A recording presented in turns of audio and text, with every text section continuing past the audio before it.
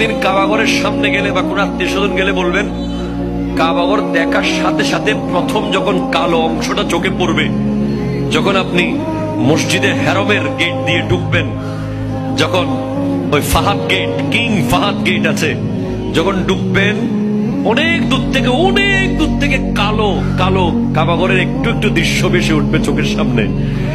তখন দোয়াটা করবেন, কি দোয়া করবেন কয়টা? যখন কয়টা? একটা দোয়াই কবুল হবে দেখার সাথে সাথে। কাবা ঘর দেখার সাথে সাথে প্রথম যে দোয়াটা করবেন ওটা কবুল করবেন কে?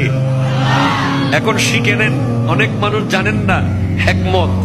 আপনি একটা দোয়া করবেন, একটাই শেষ, একটা সুযোগ পাবেন আপনি, কিন্তু আপনি এমন এক দোয়া করবেন যেন যতদিন ওখানে থাকেন প্রত্যেক দোয়া কবুল হয়ে যায়। এই হিকমতি দোয়াটা শিখে নেন। আপনি বলবেন, আল্লাহ আমি 10, 12, 15 যতদিন এখানে থাক